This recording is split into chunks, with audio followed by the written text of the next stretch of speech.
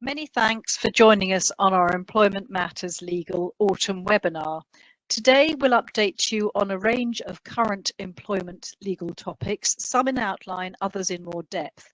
And for those which due to time constraints we'll cover broadly, we will provide more detail on the slides. To our agenda, today I'll start with hybrid working, included as it is within the concept of flexible working, and specifically the contract changes needed when employers plan hybrid working.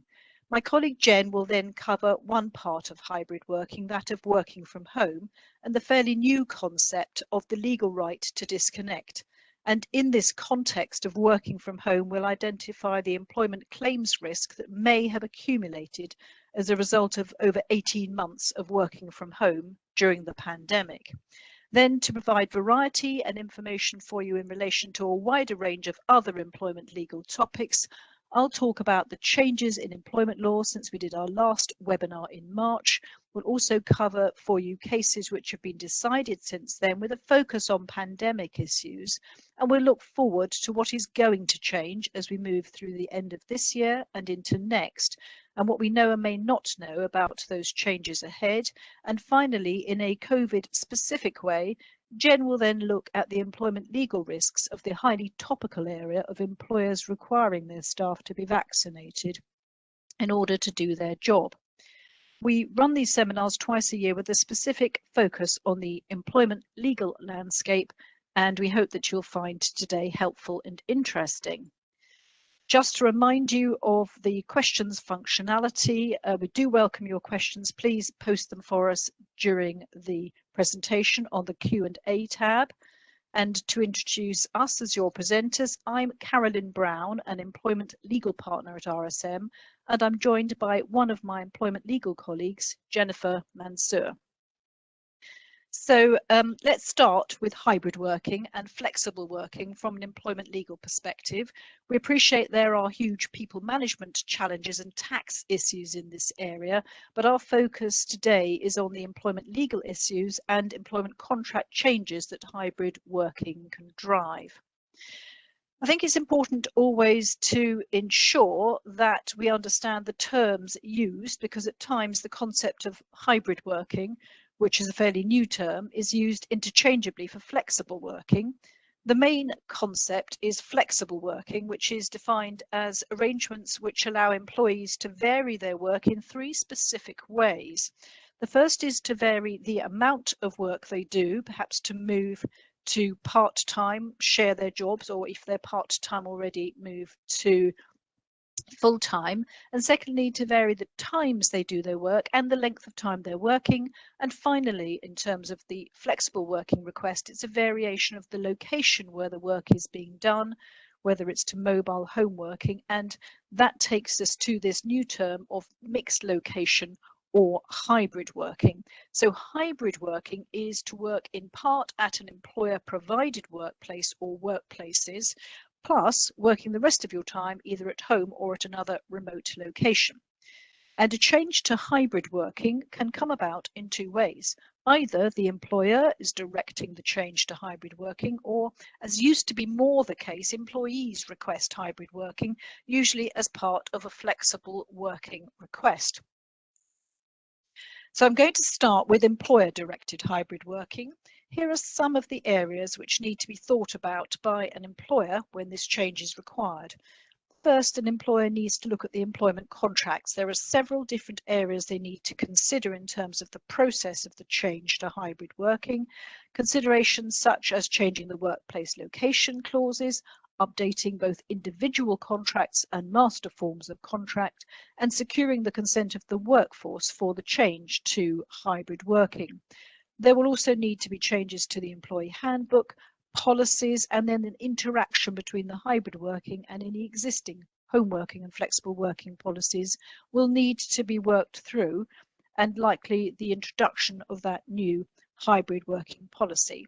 But because one part of hybrid working is working from home, there are 5 other areas I've shown here on the slide, but a lot of them will be covered by my colleague Jen when she talks about working from home.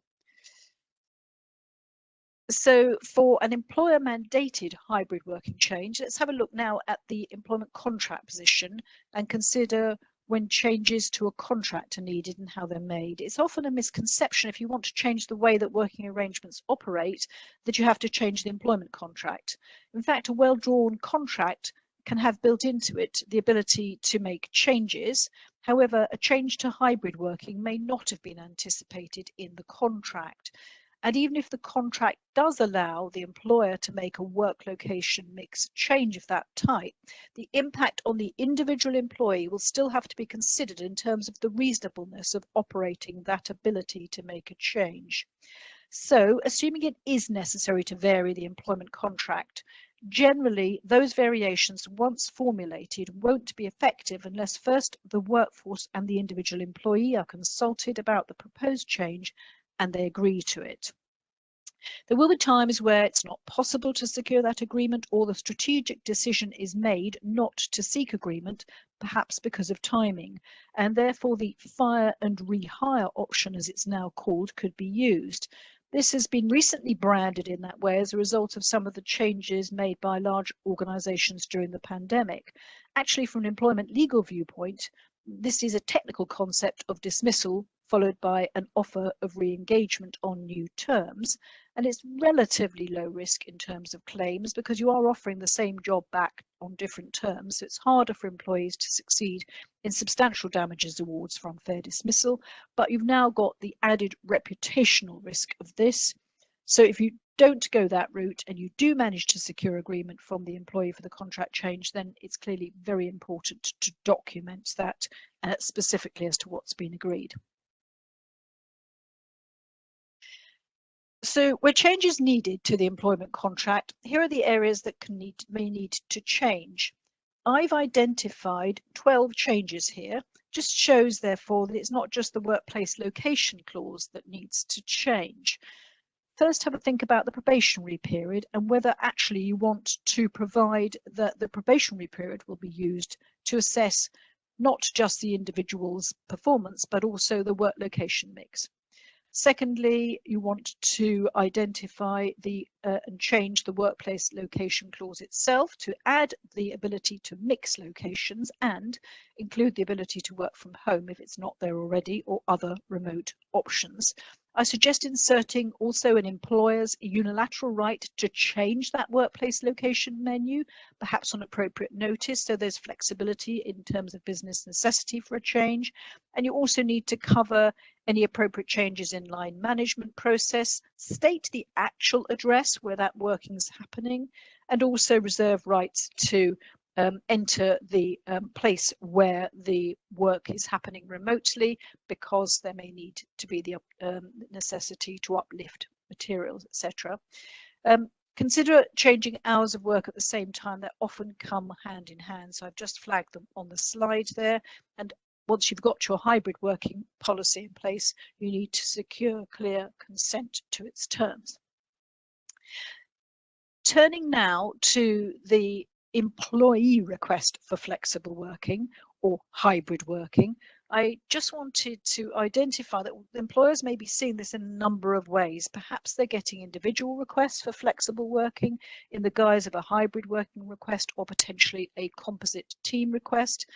There is a statutory process for individual applications for flexible working. I'm going to cover in a moment. There is not a specific statutory process to team requests, but employers may want to consider whether they are looking at perhaps a company-wide hybrid working policy, a team flexible or hybrid working policy, and whether they can actually manage what could be many requests for hybrid working and flexible working. Clearly, we need to be very careful if any of the remote working is going to be outside the UK, and always consider the potential for trial periods or informal arrangements to start with. So a reminder now on the process for an employee's request for flexible working. This is fairly well known. I've shown here the criteria for the application, how it's made.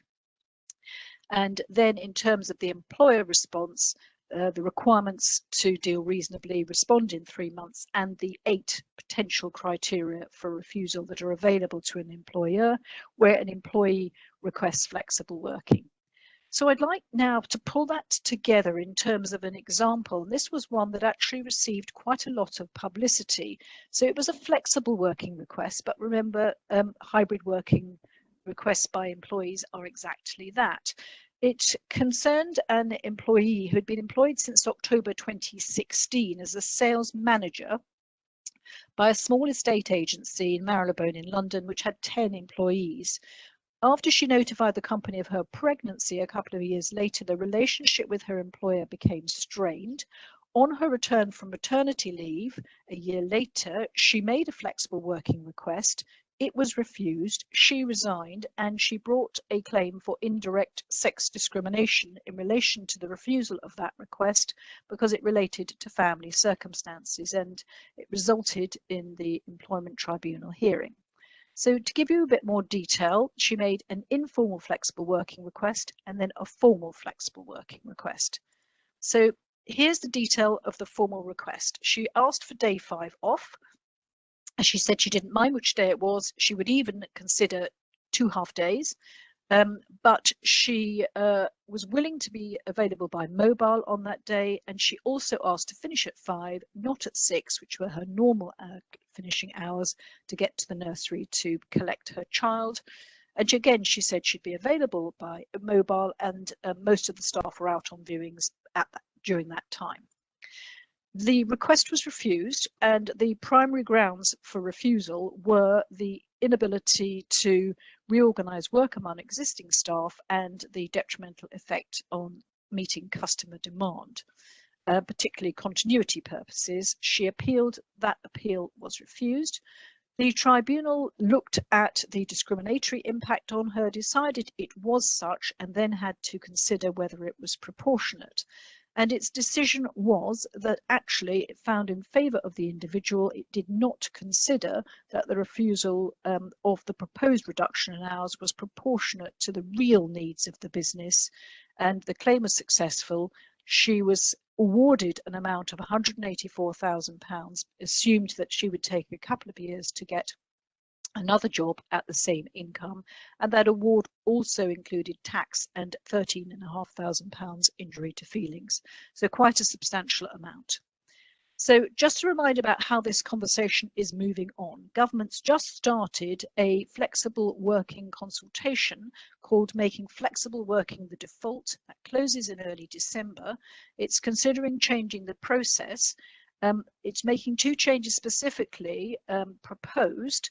One is that an employer who refuses a request should propose alternatives that they can agree, but it's important to flag this is not going to be a right to flexible working, it's still a request. And also that the government has reconvened its flexible working task force, and it is undertaking other consultations. So as a summary in relation to hybrid working as flexible working, first of all, if we're looking at employer-directed hybrid working, get employee consent to the workplace location change and rework those wider employment contract terms. For employees who are requesting hybrid working, follow the individual flexible working route or consider directing a team request. Employers and employees may want to consider making changes temporary, and government was also suggesting considering temporary changes. But remember, if the request is driven by family-friendly reasons, then there is this risk of indirect sex discrimination with quite substantial awards. And a flag for you that we are going to potentially see some change. So some people may say they'll make changes temporarily in order to finalise things once we see where the government's going in relation to that consultation. So I'm now going to pass over to Jen, who's going to talk about working from home. Thank you, Carolyn, and good morning, everyone. So working from home can have many benefits for both employers and employees, but it also has its drawbacks. And in this session, I'll talk you through some of those and the legal and practical issues employers may face when adopting home working practices. I'll also touch on the new proposed right to disconnect by the research group Autonomy, following a report they published in August this year. So on this first slide, I set out some of the home working benefits for both employers and employees. They include the obvious ones, such as saving costs and increasing staff productivity and morale. But working from home can also enable businesses to a diverse workforce. For example, women who are still more likely to take responsibility for childcare may be more inclined to join a flexible employer, and staff with disabilities may value the opportunity to work from home. And attracting a more diverse workforce in this way can enhance the range of talent across the business, and it will also have reputational advantages for employers. However, there could be several challenges with home working, which businesses will need to address early before they become employment issues. And they include the lack of face-to-face working and collaboration, which could dilute the company culture and impact on employee social interaction and well-being. Remote supervision will be more challenging and more effort will be required to build trust between the employee and the manager.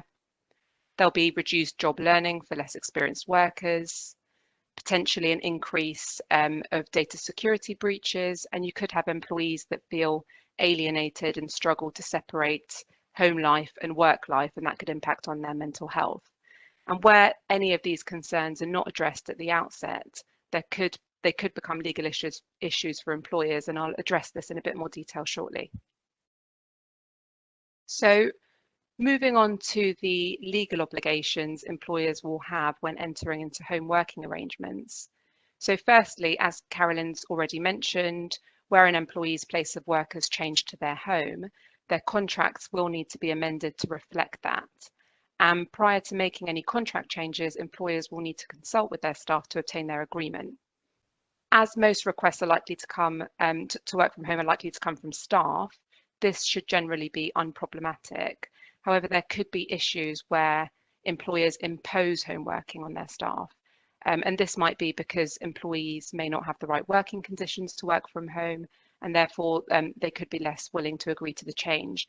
And where an employer imposes home working in those circumstances, there could be a risk of a breach of contract claim, which I'll cover in a bit more detail in the next slide. Employers also have a legal duty to provide their staff with a safe working environment and to protect their health. And this includes both mental and physical health. And the same obligations will apply when employees work from home as if they're in the workplace. So to meet this obligation, employers will need to conduct a risk assessment to identify any health risks in a worker's home working environment and to protect them from those risks. And a specific risk assessment will be required where you have home workers that are pregnant or have a disability. And if you've got staff using display screen equipment, a workstation assessment must be done to reduce the risks associated with screen work. So this will include making sure that workers take appropriate rest breaks from screen time and that their work setup isn't causing them any harm. And where employers fail to meet these requirements, this could lead to workers suffering from a back or shoulder injury or pain and eye strain, fatigue, that sort of thing. And that can cause employers to face health and safety and personal injury claims from their workers. So you'll need to be reviewing and updating your existing policies on health and safety to reflect home working practices, and staff and management should be properly trained on those policies and their legal obligations. The working time regulations set out the maximum weekly working hours and the minimum rest breaks and holiday that workers must take. And whilst a worker can opt out of the 48-hour limit on average weekly working time, they can't opt out of their rest breaks or holiday entitlements. So employers will be legally obliged to ensure that their staff take rest breaks and their minimum holiday. And it would be important for managers to be trained on these requirements as well and to regularly keep in touch with their team working from home. And then finally, confidentiality and data protection will be much more difficult for an employer to police when their employee is working from home or from other remote locations, but the same obligations will apply on employers in terms of the responsibilities they have for any breaches of confidentiality or data protection when their staff work from home as if they are in the workplace. So employers will need to be communicating measures for keeping confidential information and personal data secure, which could include how passwords should be kept secure, encryption for highly sensitive documents, using a shredder for confidential waste, and not permitting staff to work from public places. And training should also be provided for those individuals in the workplace that process personal data as part of their role. So the employers, as an employer, your legal obligations relating to staff working remotely are significant, and the consequences of getting this wrong could expose you to a number of claims and can also be reputationally damaging for the business.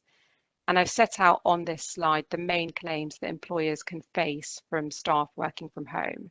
So starting with breach of contract, where you impose a requirement to work from home and there's no contractual right to do this, this will amount to a serious breach of contract. And if your employees have 2 years service, they could treat their contract as terminated and claim constructive dismissal and be awarded up to a year's pay.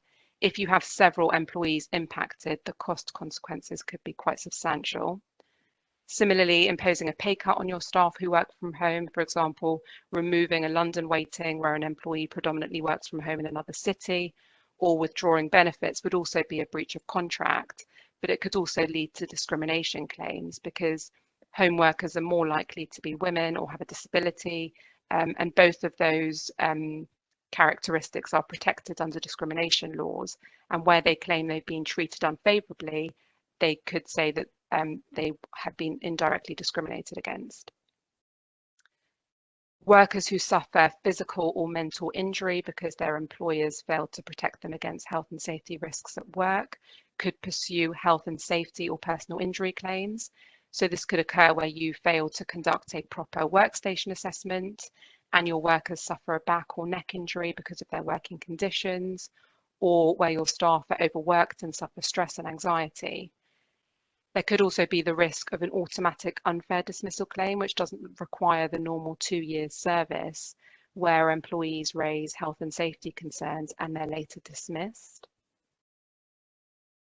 If employers fail to ensure that their staff take appropriate rest breaks and their minimum holiday in accordance with the working time regulations, workers can pursue claims for compensation in the employment tribunal. And then finally, data protection claims will be a risk for organisations that process personal data in the course of business, and data protection rules are not followed. Where there are breaches of the data protection rules, financial and reputational consequences can be significant for businesses, and therefore training relevant staff and management is critical in this area. So moving on to the proposed legal right to disconnect. This has followed research into working from home during the pandemic by a research group called Autonomy. And the proposed right is for employees not to receive or answer work-related communications outside of working hours. It's based on similar rights which have been introduced in other countries such as France, and the Irish government is actually currently considering similar legislation to improve work-life balance as well.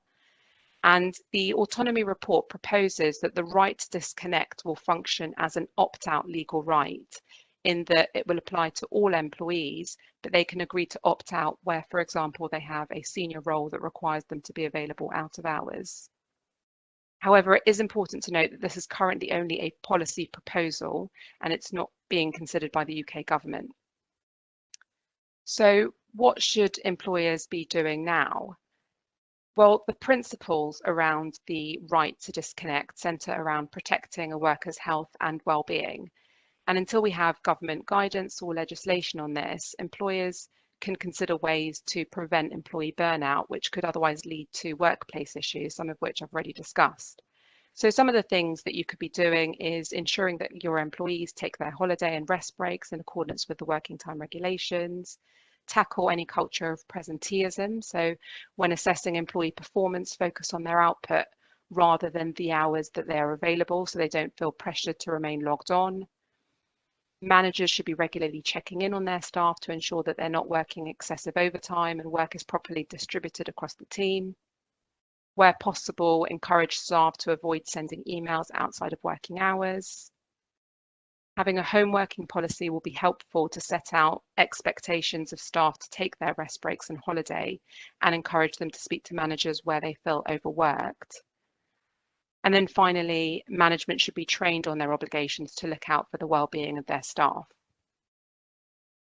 So that's it from me on working from home. I'll now pass you on to Carolyn to give you a legal update on what's coming up in employment law.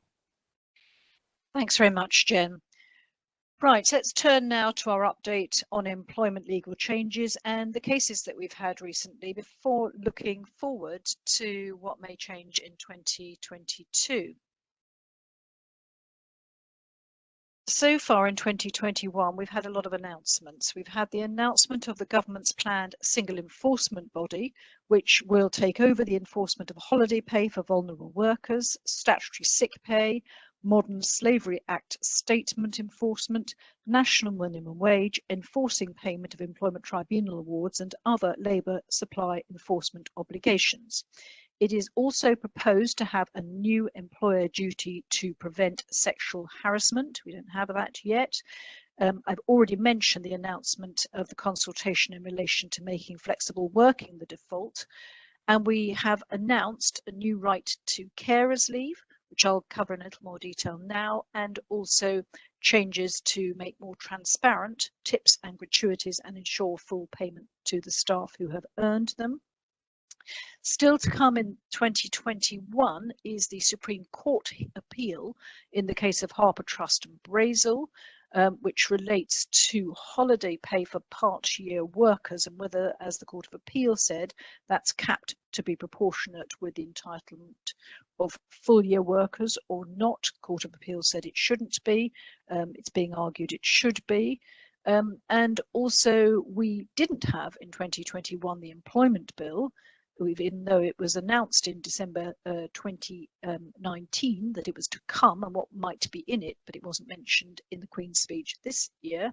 And just a reminder that next year we do have the Platinum Jubilee extra bank holiday. So if any businesses specify so much holiday plus bank holiday, you're giving your staff an extra entitlement unless you change those terms.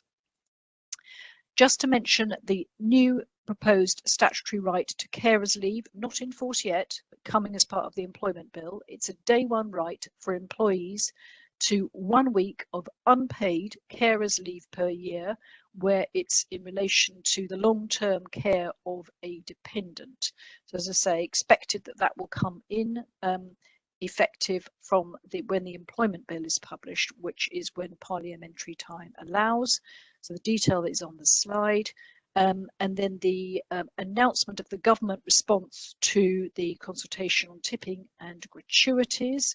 Effectively, there must be a cascade of the whole of those tips to the employees, no deductions made, proper transparency as to how it's to be calculated, and tips to be cascaded by the month after they're paid by the customer. Important to flag that not only is this coming into effect or coming into force when the employment bill is finally passed, but it's proposed that it won't be effective until a year after that. So still some way in the future. So I wanted to turn now to some cases, and a couple of cases with a focus on the pandemic. The first was a case where on the 17th of March last year, a pregnant worker working in the care sector was sent home as clinically vulnerable. She claimed that was discrimination because of her sex or victimization, but the employment tribunal decision was that that was not unfavorable treatment. It was in compliance with government guidance. Her claim failed.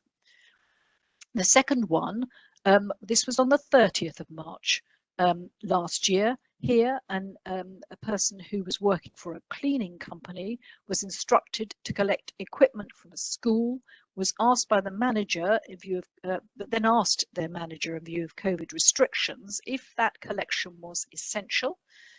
They were told it was, but they were told to deliver the items to her home, but she was then isolating due to her suspected COVID symptoms. So again, the individual expressed concern about his health. 30 minutes later, he was dismissed by that manager. He claimed that his dismissal was for the principal reason of raising a concern about his health and safety. He succeeded in his claim for automatic unfair dismissal, and he was awarded 1 year's net loss of earnings. Then we've had a couple of cases on the interplay between the job retention scheme and the use of that scheme and redundancy. The first one I wanted to mention was a case in the care sector, also still an employment tribunal case, where a care assistant worker who had previously been working on live-in care work for a care provider was told in May 2020 that the employer was no longer able to offer her live-in care work. She asked to be furloughed. The employer said it couldn't agree to furlough because there was no work for her. And she was dismissed, and that became effective in July. But the Employment Tribunal decided that was an unfair dismissal because the employer should have considered whether she could be furloughed for a period of time to see whether other work could be found for her. That was the purpose of the furlough scheme. Another case, slightly different sector, a person employed as a full-time flying instructor for a small private airfield and had been employed for a long while. There was significant work reduction because of the pandemic. It was initially put on furlough in April, but he was made redundant in the middle of May 2020 on 12 weeks notice. He argued that he should stay on furlough, but the Employment Tribunal said that it was acceptable. There had been consideration of furlough, but the employer needed to cut costs irrespective of that scheme. And also the employer wanted to use the furlough scheme to pay some of the costs of that redundancy. So the Employment Tribunal determined that was not an unfair dismissal. So what we're seeing from these cases is that timing is very critical in when these actions took place. Always important to remember that employment tribunal cases are not a precedent. And however, that the employer was expected to consider furlough as an alternative to redundancy, but furlough availability is not a bar to a fair redundancy. Also important in some of these cases to read between the lines as to the tribunal's assessments of the parties, but I think it does inform the debate about the use of redundancy against the furlough scheme, and also it seems to validate the use of the furlough scheme for managing the cost of some redundancies in the summer of 2020 for contractual notice served, although that position changed, as we know, in December when that was prohibited. So I just wanted to mention one case in relation to compliance with the CJRS itself, because you may well be familiar with the fact that your use of the job retention scheme may well be scrutinised by HMRC, it may be scrutinised by your external auditors. Now, your decisions in relation to how you've used it may also be scrutinised by an employment tribunal if an employee brings a claim. This was a sales advisor employee who challenged the fact that the employer had determined that they should be categorised as a variable paid worker rather than fixed rate under that scheme, because it made quite a difference in terms of the reference pay on which the furlough pay was based for this individual. They'd had quite a long period of sick leave in the variable pay look-back period. The employer said it was reasonable to treat the employee as part of a cohort of variable paid sales advisors because the overtime that they had worked as a cohort was significant, and that was one of the criteria, as we know, in terms of the selection between fixed and variable, certainly from August 2020. And the Employment Tribunal looked at this and said actually the employer had made a reasonable selection as variable paid. But the important point is the Employment Tribunal looked at it as at an individual person level. So I just flagged for you there that the Employment Tribunal is now adjudicating on this point. There's a risk for employers potentially of conflicting decisions by the Employment Tribunal and HMRC. Potentially the risk of inter-cohort differences here, and emphasising the need to keep that audit trail and the CJRS process record undertaken by those very much involved in preparing claims under the scheme. So I'll now hand over to Jen to talk about vaccination in the workplace. Thank you, Carolyn. So compulsory vaccination is a hot topic at the moment. It's featuring in the news regularly, and some employers are making quite bold statements around the requirement for their staff to be vaccinated. There was actually recently a survey conducted which found that 70% of the employers surveyed were planning to implement compulsory vaccination on their staff, which is quite an alarming statistic for here in the UK.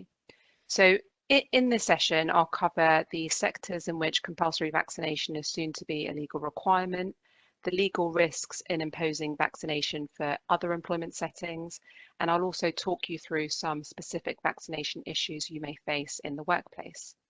So starting with the care sector, from the 11th of November this year, all workers in care homes will need to be fully vaccinated. And this will apply to frontline care workers and volunteers, as well as other professionals visiting the care home for work purposes, such as social care workers, hairdressers, and CQC inspectors. It won't apply to care workers that are clinically, medically exempt from having the COVID vaccine. And for the time being, this exemption can be self-certified. Care workers that aren't fully vaccinated by the 11th of November will need to be either redeployed to a role that doesn't require vaccination or formally dismissed where no alternative roles are available. And the reason that compulsory vaccination has been justified in the care sector is, of course, due to the severe consequences of a COVID outbreak in a care home, given the extreme vulnerability of the elderly to coronavirus.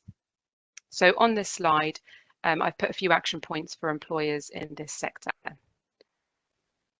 There's also currently a consultation to make the COVID and the flu vaccine mandatory in health and social care settings to protect patients. And if enacted, this will extend the requirement to be vaccinated against COVID to staff in hospitals, GP practices, and also to health and social care workers visiting a patient's home. So employers in these sectors should now be consulting with their staff on the possible requirement to be vaccinated and encourage any unvaccinated workers to have the vaccine before it could become a legal requirement. And the outcome of the consultation will be quite an interesting one. Depending on how widely the government defines health and social care, it could potentially justify employers operating in other high-risk COVID environments imposing mandatory vaccination on their staff. So we're expecting the outcome after the 22nd of October, so it will be one to watch. So what are the legal risks around compulsory vaccination? So currently, only regulated care homes can legally require their staff to be vaccinated. Therefore, any blanket mandatory vaccination policy applied inflexibly will be unlawful. There could, of course, be roles where mandatory vaccination is necessary for a worker to do their job, for example, where they're required to travel to countries which require vaccination. In these circumstances, requiring your staff to be vaccinated may be considered reasonable, as they would otherwise be unable to perform their job. And as already mentioned, workers in the care sector and potentially health and social care settings will soon be legally required to be vaccinated to protect clinically vulnerable individuals. So employers in similar high-risk environments may be able to justify mandatory vaccination on similar grounds where there's close contact with highly vulnerable individuals. However, in all other cases, it's important to tread carefully and to consult with your staff prior to deciding on a mandatory vaccination policy. Consultation could help to identify why unvaccinated staff may be hesitant and highlight any possible risk factors. For example, you could have employees who are pregnant or have a disability, and therefore the COVID vaccine might not be appropriate for them. And requiring vaccination in these circumstances could put you at risk of a sex or a disability discrimination claim. And similarly, if you've got staff who have refused the vaccine for religious or cultural reasons, there's a risk of a religion or belief discrimination claim. Imposing a new requirement to be vaccinated will also amount to a change of contract, and where staff don't agree to the change, employers will be in breach of contract and could face constructive dismissal claims. There's also the risk of negative publicity, particularly where you operate in a low-risk environment such as office work, where the spread of COVID could be managed in other ways, including social distancing, working from home, better ventilation, wearing masks. And also obtaining a vaccine is generally considered a personal choice for individuals. So where you take that decision for your staff, this could cause resentment. Staff may feel that their basic human rights have been undermined, and it's potentially could detrimentally impact on employee retention and recruitment. And then finally, just to mention that you should be aware of the data protection laws around processing personal data. A worker's vaccination status will amount to special category personal data, and this is subject to stricter regulations under GDPR. And where data is processed unlawfully, the financial consequences for employers could be significant. So I now just wanted to talk you through a few workplace vaccination scenarios that have been very topical recently and the legal implications around them. So firstly, a question I've been hearing a lot surrounds the extent of an employer's health and safety duties in the context of COVID, and specifically whether employers have a health and safety obligation to ensure that their employees are vaccinated against COVID. So employers do have health and safety duties to their workers and the people they come into contact with during the course of their work, such as customers or patients, to minimise the risk of exposure to COVID. And the nature of some workplaces, such as healthcare settings or care homes for the elderly and those who are clinically extremely vulnerable, may mean the vaccination as a condition of work in some roles could potentially be justified on health and safety grounds. And as I already mentioned, this will be a legal requirement in the care sector anyway. However, in other industries, employers will need to consider whether vaccination is a proportionate way to address the risks to COVID in view of the potential discrimination and human rights arguments, some of which I've already discussed. So to establish whether vaccination is necessary to provide a safe working environment, employers will be required to undertake detailed health and safety risk assessments to identify risks of transmission and the precautions necessary to protect their staff and others from COVID. And this may also require consultation with staff to identify any high-risk individuals in the workplace. But in most circumstances, the existing COVID protocols, such as regular home testing, working from home, social distancing, ventilation, regular cleaning and mask wearing, etc., all of those protocols are likely to provide adequate health and safety measures to protect staff and others from contracting COVID. And vaccination will only really be necessary in particularly high-risk environments such as care homes or healthcare settings.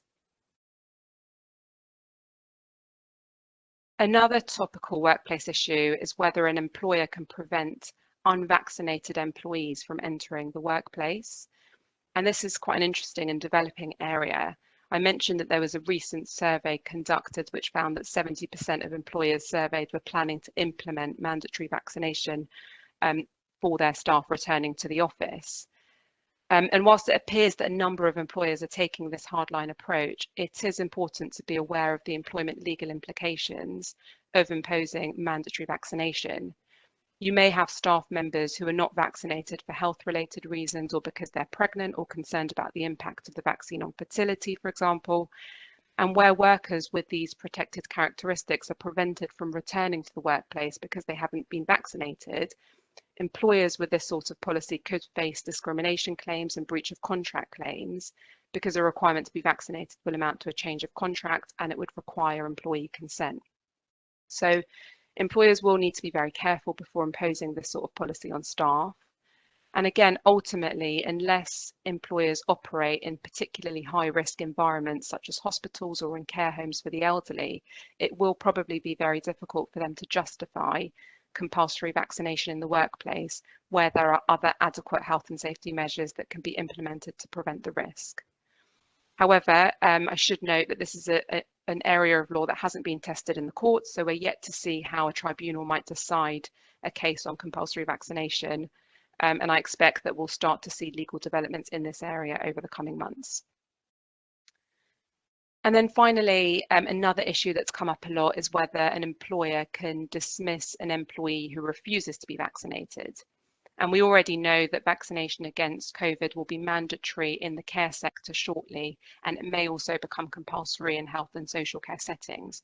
So provided employers in these sectors follow a fair process, they can reasonably dismiss employees who refuse to be vaccinated, as it would otherwise be illegal to employ them. In other sectors, this could be a bit more challenging, and employers will need to show that they have a fair reason to dismiss and that they followed a fair process to avoid unfair dismissal and discrimination claims. It could be argued that vaccination amounts to a reasonable management instruction on the basis that it's intended to protect health and safety of a vulnerable workforce, or to enable an employee to do their job because their role requires regular travel and vaccination is a requirement of travel. And if the employer believes an employee's refusal to be vaccinated is unreasonable, then disciplinary action and ultimate dismissal may be justified. However, employers do need to tread carefully in this area. Tribunals are unlikely to consider a vaccination requirement reasonable unless it's essential and necessary for the employee to carry out their role, or the setting is particularly high risk and the normal COVID health and safety precautions do not provide adequate protection, for example, as was found in the care sector. So just to quickly sum up on what you should be doing to manage the legal risks. So firstly, implement a vaccination policy. So this should explain what your expectations are and where you require your staff to be vaccinated because it's necessary for their job role. This must be clearly explained, as well as the consequences of refusal. Before imposing a requirement to be vaccinated, make sure that you consult with your staff to understand any concerns they might have and identify any discrimination risks. It's better to avoid a policy to require staff to be vaccinated from both a legal risks perspective, but also reputationally. So instead, it might be better to encourage your staff to be vaccinated by addressing any concerns they might have, giving them facts on the COVID vaccine, and perhaps encouraging more senior members of staff to share their vaccination experiences. Undertake a detailed health and safety risk assessment and put in place measures to protect staff from contracting COVID at work. For example, regular testing, regular cleaning, social distancing, limiting capacity in the workplace by asking staff to work from home, better ventilation, and only where these measures don't adequately protect staff or people they come into contact with through their work should you consider mandatory vaccination. And then finally, again, it's important to be aware of the strict data protection obligations in place when processing vaccination data, which will amount to special category personal data. And where there are any breaches, particularly in relation to health-related data, the financial and reputational consequences could be high. And just a final point on this, again, it's important to keep in mind that this is a very new area of law that is yet to be tested in the courts. So exercising caution will be paramount when considering implementing mandatory vaccination in your workplace. So that's it from me on compulsory vaccination. I'll now pass you on to Carolyn for the Q&A.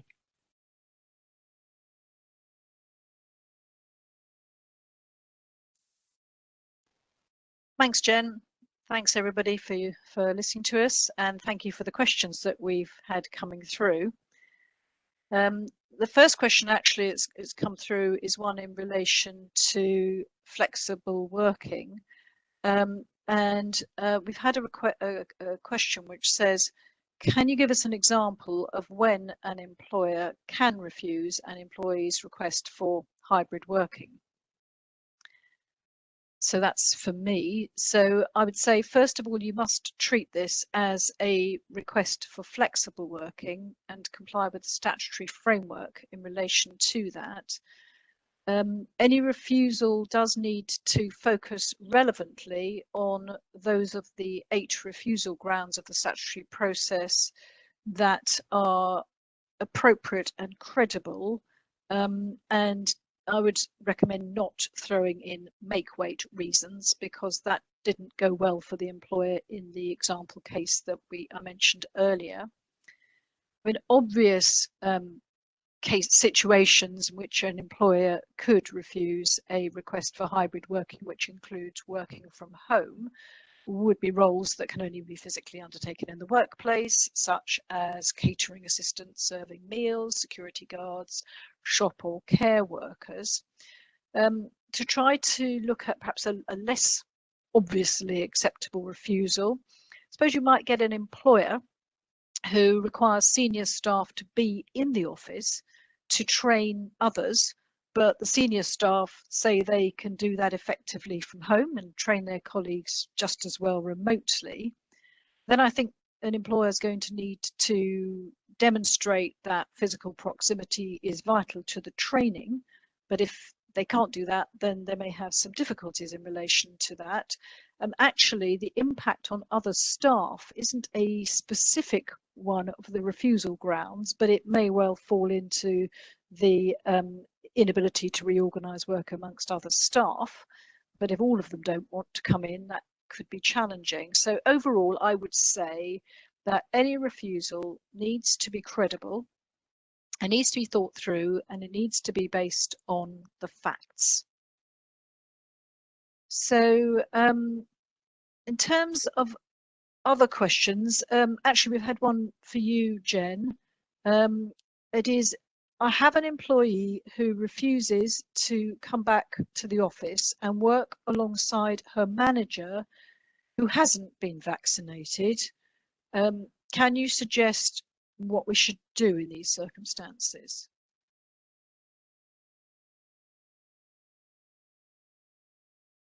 So firstly, I'd say that you should be consulting with both members of staff to understand their concerns. So understand why the manager hasn't been vaccinated. They could have a genuine reason that you're not aware of.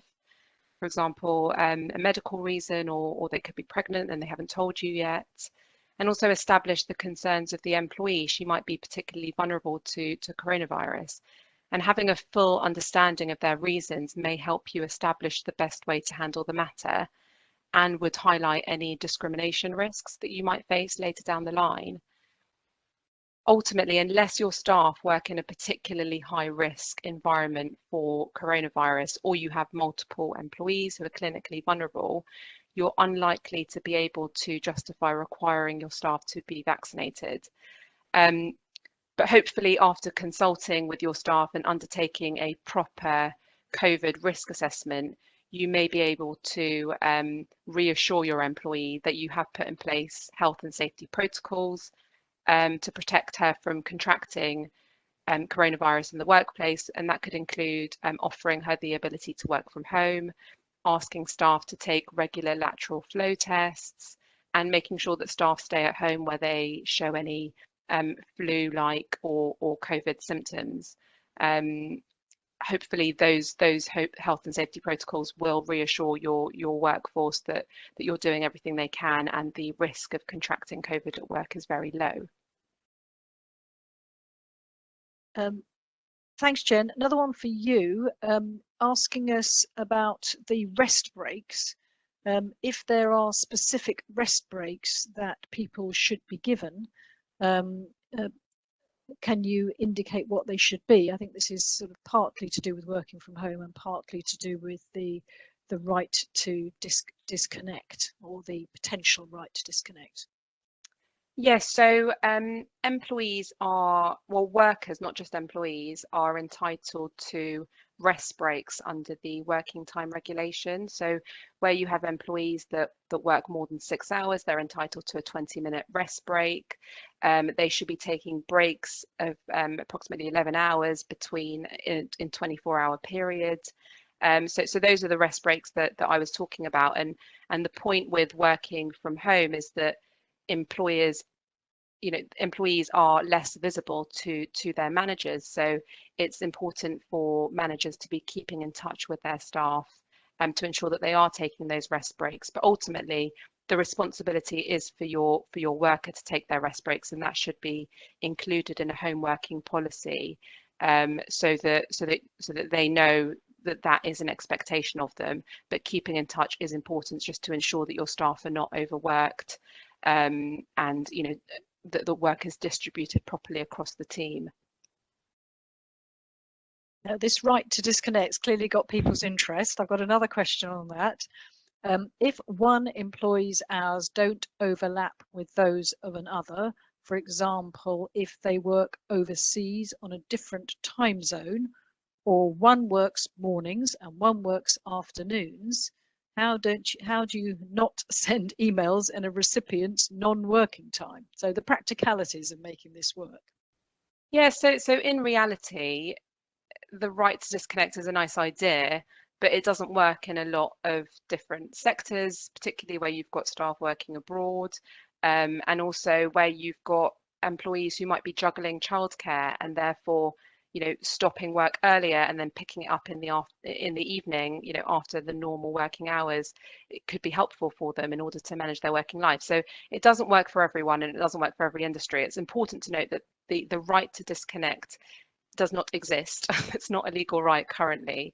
It is just a proposal by a research group, so it's not being considered by government. But really, I think the important thing is just making sure that your staff don't feel that they need to constantly be on, and that they are able to separate their work life from their home life.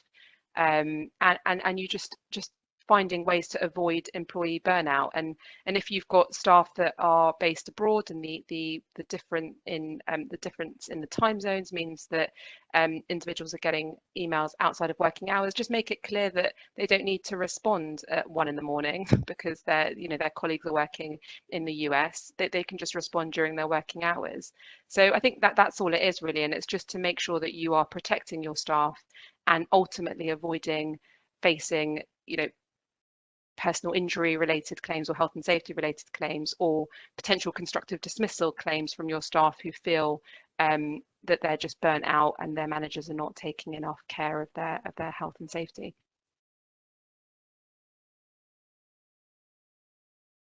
Thanks, Jen. I can see the questions are still coming through. I think we're probably a little bit tight for time. I've just got one that has come in relation to flexible working.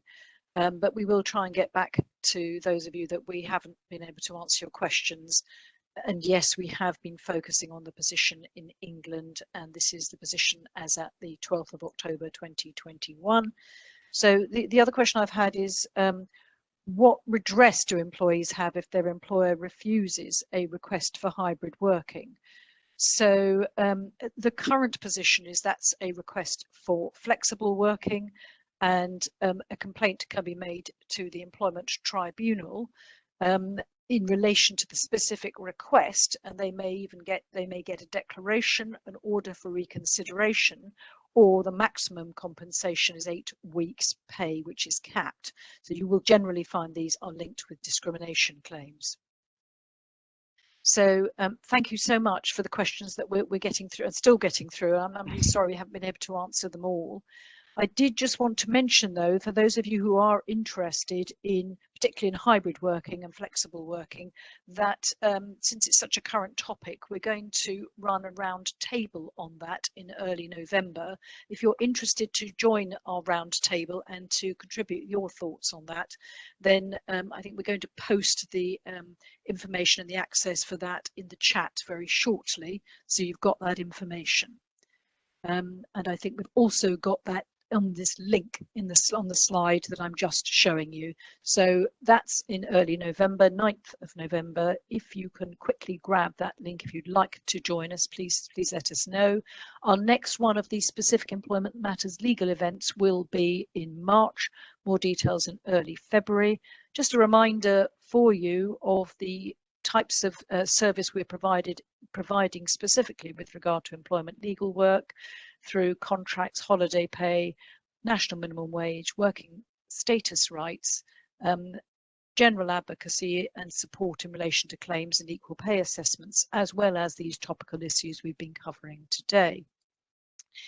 Please do visit our preference centre. If you're receiving invites to events but you're not getting information about articles or other things that we're writing, if you can sign up there for employment, legal, workplace issues, you'll make sure that you get those. Thank you very much for joining us. We hope that you found it useful, and we look forward to seeing you again. Have a great rest of the day. Goodbye. Thank you.